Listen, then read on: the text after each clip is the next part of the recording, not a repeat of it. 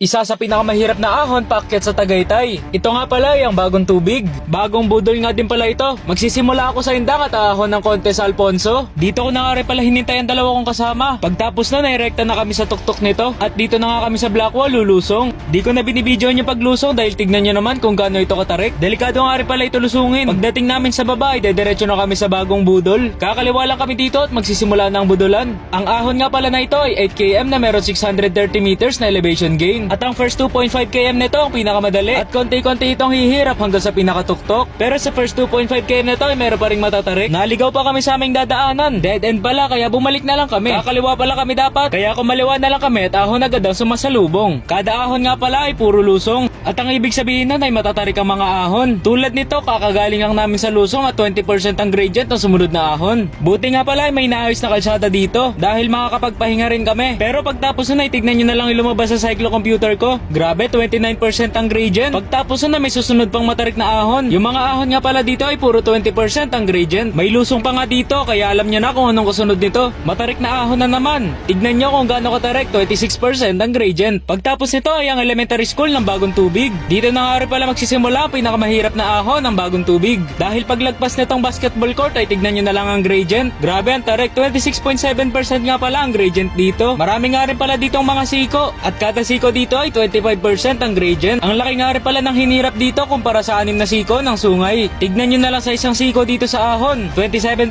ang gradient. Ito pa, may isa pang siko dito. Ang gradient nga pala na nakuha ko dito ay 28%. At kada ahon ko nga pala dito ay angat ng angat ang harap ko. Lalo na at naka one hand pa ako. Etong parte nga pala ng ahon ay mukhang madali. Pero nung tinignan ko yung gradient ay 18% pala. Walang katapusan na nga rin pala ang 20% gradient dito kaya puro tukod na rin ako. Yung mga mukhang madadaling ahon nga pala dito ay kulang-kulang 20% gradient na rin. Kaya kada sipa namin dito makunat. Tiniis ko na ng tiniis at sa parting ito ay 29% ang gradient. Partida na lang at tumatahi pa ako. Pero ayos lang yan dahil malapit na rin kami sa tuktok. Dahil pagtapos ng huling siko na to ay puro lusong na. Max gradient na nakuha ko ay 29.3. 650 meters na elevation gain naman sa 8 km na climb. At ang buong ride namin dito ay 50 km. Pero yung elevation gain 1,100. Sa maliit na ruta na yan ay mataas ang aming inahon.